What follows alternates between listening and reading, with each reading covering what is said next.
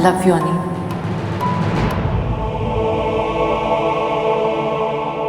I love you Lord.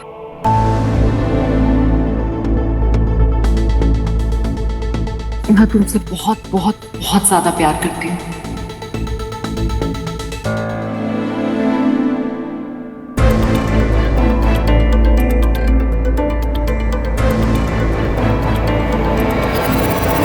Bose परिवार में जश्न का माहौल है। अन्नी का बर्थडे जो है, और जहां चारों ओर तैयारियां हो रही है, वहीं अब एक रात पहले की गलती सुधारने के लिए अर्शी अन्नी के कमरे में जाकर उसे आई लव यू बोलकर अब सभी चीजों को सही कर देना चाहती है।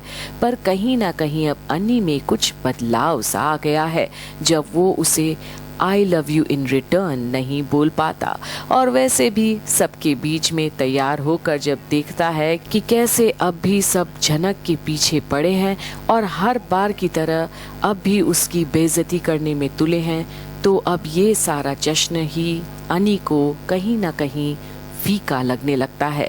खास करके जब उसे पता है कि झनक ने उसके बर्थडे पर उसकी कही कश्मीरी खाना भी बनाया है, और अब भी वो सिर्फ उस झनक को देखते रहता है जिसने बिना कहे उसका कितना साथ दिया।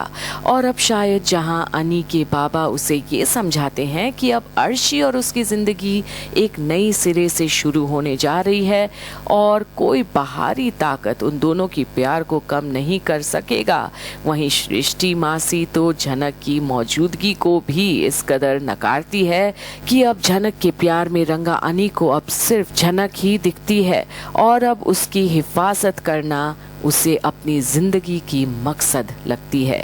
तो क्या सृष्टि की घिनौनी चाल के आगे जहां वो तेजस के हाथों में झनक को अब सौंप देना चाहती है, क्या अन्नी अब भी अपनी जान की बाजी खेलकर खुद सबके सामने झनक को अपनी पत्नी मानने में मजबूर हो जाएगा ताकि उसे बचा सके और कभी अपने से अलग ना होने दे? तो आखिर होगा क्या श्रीनगर में नया खेल?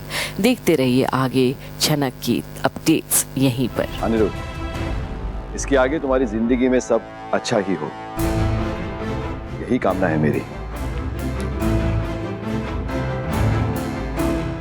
आज से पहले हम सिर्फ तुम्हारे लिए सोचते थे, लेकिन अर्शी जब से तुम्हारी जिंदगी में आई है, तुम दोनों के लिए कामना करते हैं।